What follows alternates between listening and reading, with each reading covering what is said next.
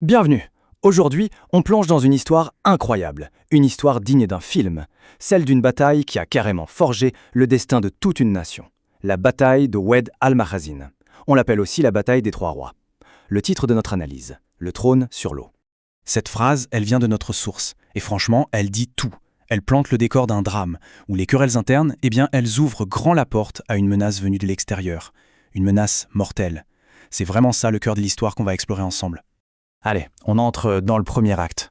On est à la fin du XVIe siècle et le Maroc se retrouve coincé, mais vraiment coincé, entre deux crises énormes. Le pays est au bord de l'implosion.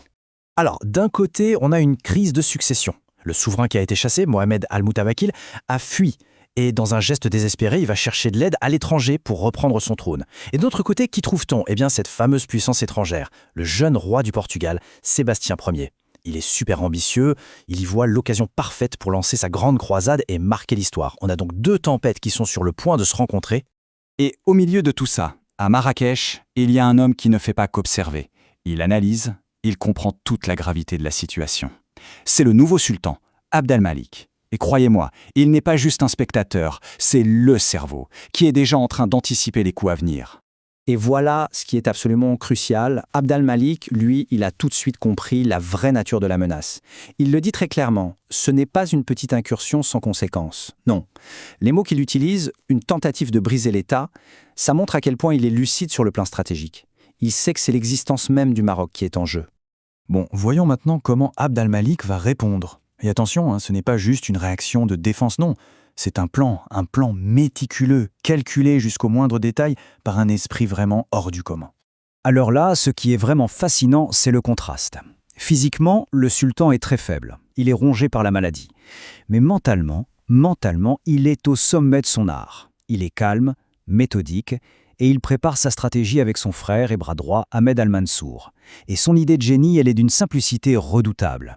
On ne va pas les affronter en mer, non. On va les attirer sur nos terres, sur un terrain qu'on connaît par cœur. Quand on regarde les deux armées, l'opposition est frappante. D'un côté, l'armée portugaise, sûre d'elle, avec sa technologie supérieure, ses canons, sa cavalerie lourde, et un roi impulsif à sa tête.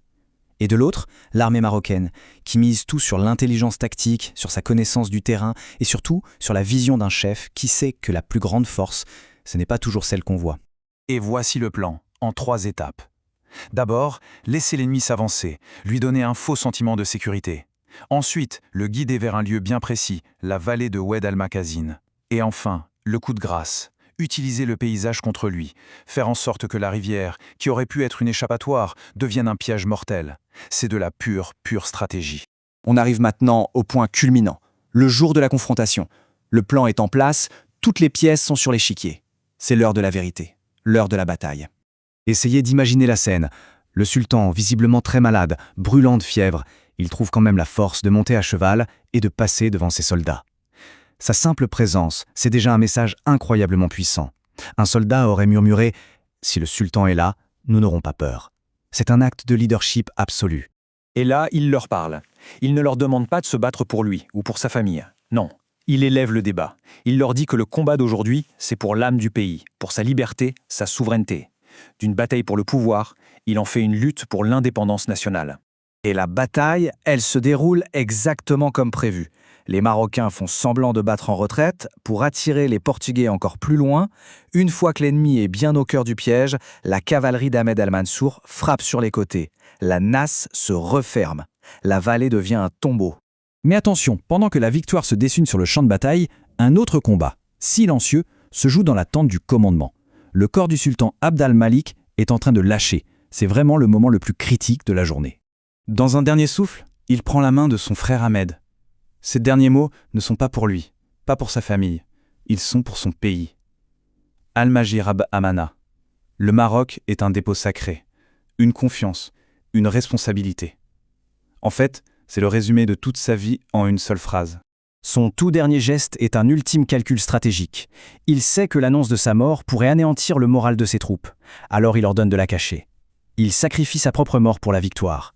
Il meurt comme il a vécu, en commandant, en stratège, jusqu'à son tout dernier souffle. 3. Retenez bien ce chiffre. Un chiffre tout simple, mais qui, en ce fameux jour d'août 1578, va prendre un poids historique absolument colossal. Parce qu'en une seule et même journée, sur ce champ de bataille, ce n'est pas le destin d'un, mais de 3 rois qui a été scellé. C'est ça qui rend cette bataille complètement unique dans l'histoire. Alors, le bilan, le roi Sébastien, le jeune croisé, est tué en plein combat. Al-Mutawakil, celui par qui tout est arrivé, se noie en essayant de s'enfuir, trahi par cette rivière qui devait le sauver. Et Abd al-Malik, l'architecte de la victoire, meurt dans sa tente, son plan parfaitement accompli. Un roi tué, un roi noyé et un roi mort, symboliquement victorieux. La poussière retombe enfin sur la vallée. La bataille est finie, mais son écho, lui, ne fait que commencer. Alors qu'est-ce qu'il reste de cet événement extraordinaire? Quel est son héritage? Après la bataille, son frère Ahmed al-Mansour, devenu le nouveau sultan, tire cette conclusion, qui est fondamentale. La victoire, ce n'était pas une question de nombre. C'était une question de cohésion, d'unité. Face à un ennemi qui était uni dans son agression, le Maroc a gagné parce qu'il a su redevenir un seul État, une seule volonté. En fait, il nous ramène à la toute première leçon, l'importance de l'unité. On pourrait se demander, mais pourquoi est-ce qu'on s'attarde sur une bataille qui a eu lieu il y a plus de 4 siècles? C'est juste une vieille histoire de rois et de guerre, ou est-ce qu'il y a quelque chose de plus profond, une leçon qui traverse les âges? Et la réponse, elle est là. Le message de cette histoire, ce n'est pas de se vanter d'une gloire passée. C'est un rappel intemporel, universel. C'est la preuve que quand un peuple se divise, il devient faible, vulnérable, mais que ce même peuple, quand il se rassemble autour d'un but commun, avec une vision claire, eh bien il peut accomplir des choses qui semblaient impossibles. C'est ça la véritable leçon du trône sur l'eau.